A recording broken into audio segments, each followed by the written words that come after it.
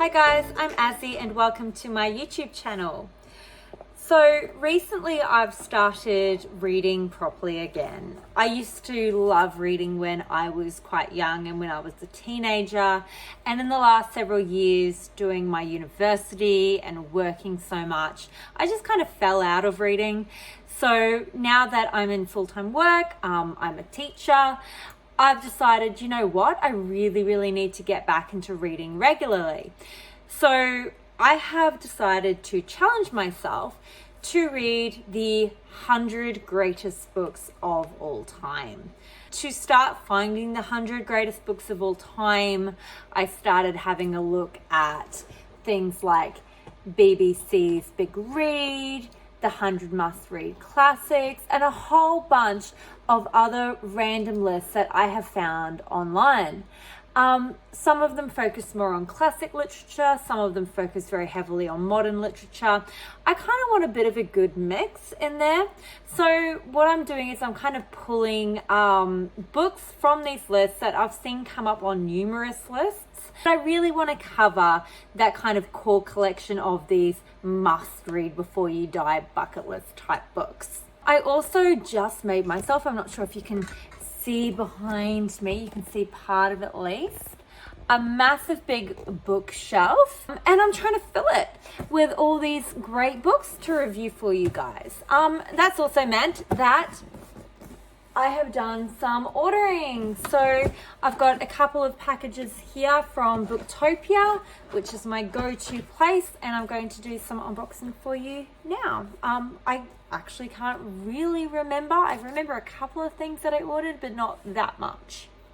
So what I might do is open the package, have a quick look and a little bit of a quick rundown on what the book is, why I may have put it in this order, and that will be about that for this episode.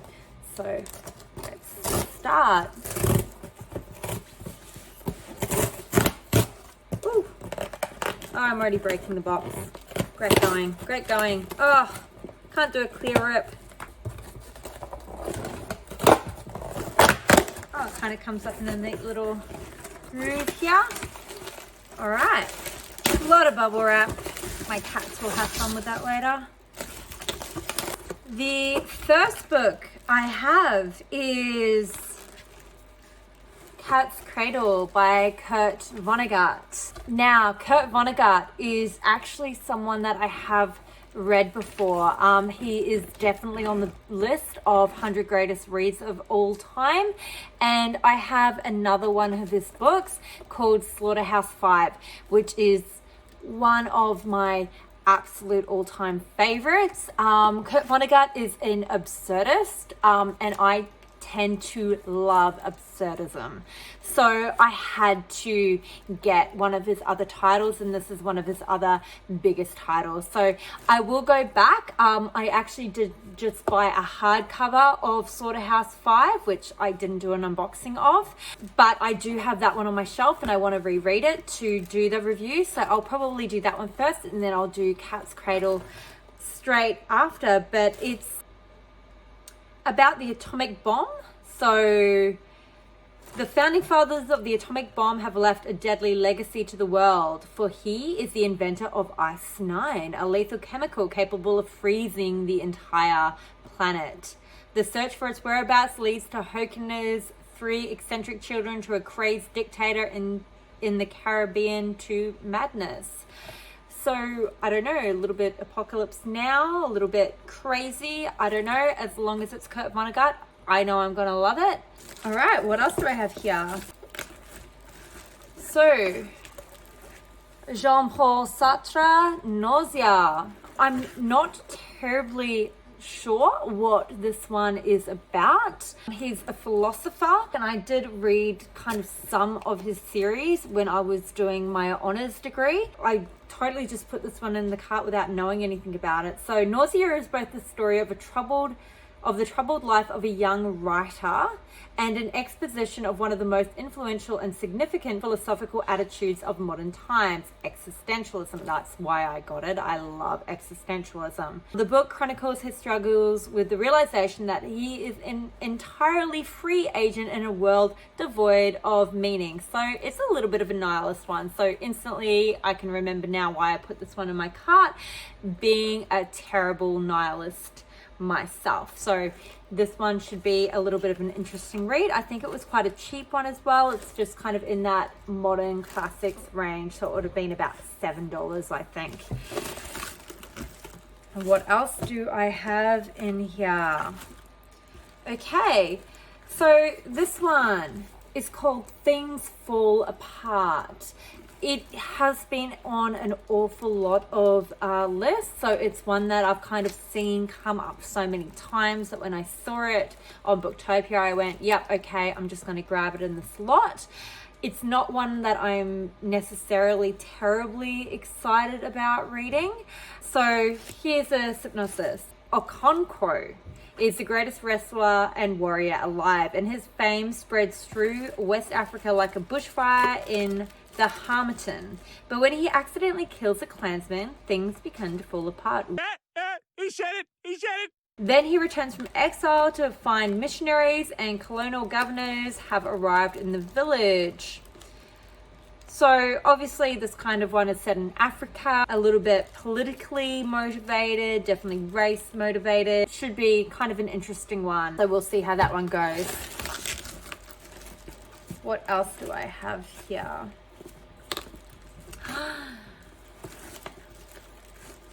I'm very, very excited for this.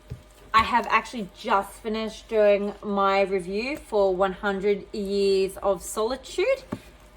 Seems kind of fairly comparable in size. I was really skeptical about doing this book at first because I'd heard not great things about it from people that I respect. However, I adored this book, so now I'm far more excited for this read. So what I really want is this version of Love in the Time of Cholera, and that's because of my favorite rom-com, Serendipity.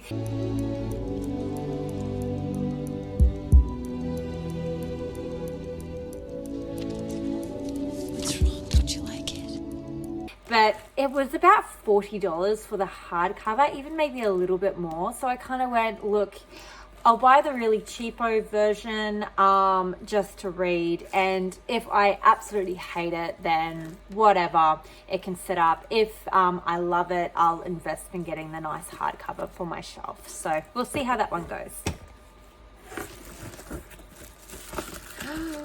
Ooh, what do I have next? Okay, so this one is If on a Winter's Night, a Traveler. This was the nicest cover I could find. I'm kind of trying to do this on a little bit of a budget. I'm really kind of picking and choosing the books that I'm going to invest and spend a little bit more money on getting a beautiful edition of. And this one I kind of thought, you know what, it is a really quite a nice cover still for a cheaper book. So I got just the Vintage Classics edition. This one is kind of a series of short stories that all link up. So the actual back of it tells you nothing about the story at all, which doesn't help. From memory, it was kind of a few different stories about different people, and they all kind of link towards the end and it all makes sense. So it's kind of like a few little books or narratives in one. So I'm kind of interested to see how I feel about this one, see if certain stories kind of resonate more or not. But other than that, I have no idea what I'm looking at with that one. So next book. Yay! More Marquez. This one is called Chronicle of a Death Foretold. And this is by the same author again, Gabriel Garcia Marquez. This one is a tiny little book. It's only, how many pages? 122 pages and quite large type. So it should only maybe be a little bit over an hour read. Again, I love 100 Years of Solitude so much. I really, really needed more of his work. I really did want this cover. However, the price difference was huge. I really feel like the little illustrated version is far prettier and far nicer. Same with a lot of his ones. I really like this style more than this kind of photo style, but I think the difference was about $25, and I really couldn't justify that for a book that I haven't read yet, and therefore have got no real attachment to. So this one is really what it's called. It's a chronicle of a death foretold. There's a brutal murder in a small town. Everybody apparently knew it was going to happen. And then a whole bunch of years later, someone comes to the town to try and work out what happened, because apparently everybody knew that this person was going to die and nobody did anything to stop it. So, intriguing concept. I'm actually really keen on that. My next read is Hitchhiker's Guide to the Galaxy. So I've already probably said it. I am a lover of absurdism, and Hitchhiker's Guide is probably as absurd as it gets. So Hitchhiker's Guide to the Galaxy is on a whole bunch of the top reads lists. Let's have a look. Where is it on some of these lists? So, on the Goodreads BBC, the Big Read Top 100 Books to Read, Hitchhiker's Guide to the Galaxy is number 4. So really, really highly rated. So that's this one here. But of course, I did my research and I kind of went, there is a whole heap of these books. I can't just get this one. So I got the series of them. So it's the Hitchhiker's Guide to the Galaxy. Part 2 is The Restaurant at the End of the Universe. Part 3 is Life, the Universe, and Everything. Part 4, the really famous line, so long and thanks for all the fish, from those beautiful dolphins. And Part 5, Mostly Harmless. My next book is Murakami's Kafka on the Shore.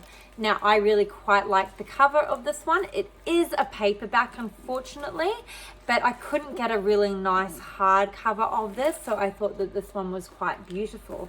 It's quite a chunky book. This one has made an awful lot of the lists again.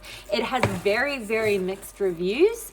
I think that's because it leans toward the absurd. The aging Nakata, tracker of lost cats, I love it already, who never recovered from a bizarre childhood affliction, finds his pleasantly simplified life suddenly turned upside down.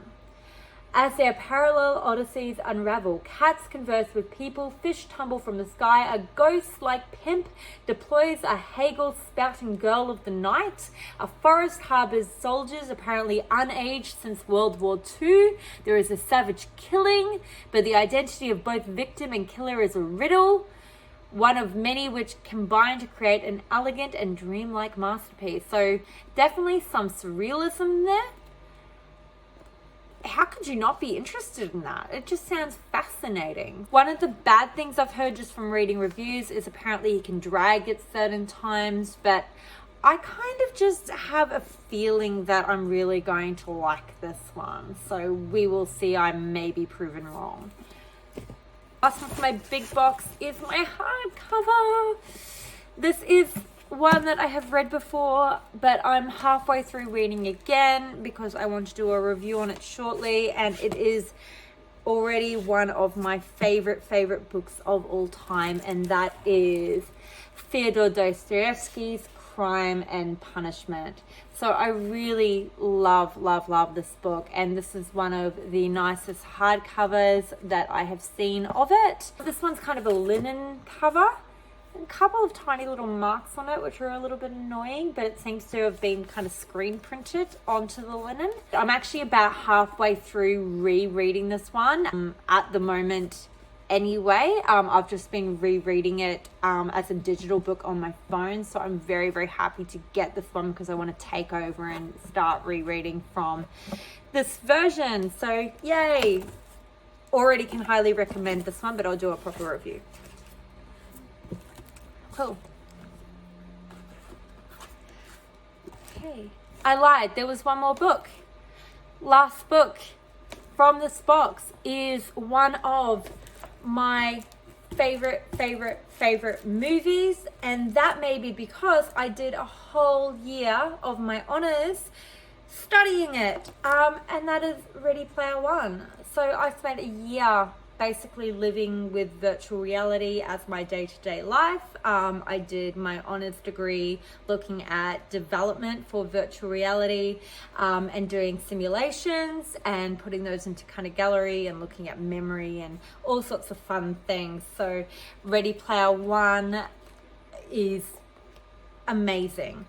I have actually read this one. I did this as an audiobook a couple of years ago. The audiobook was brilliant. A lot of the times I don't like audiobooks. If I don't like a reader, I just can't get into it, but the reader was fantastic. If you have seen the movie, don't think you shouldn't bother reading the book because the book is entirely different from the movie.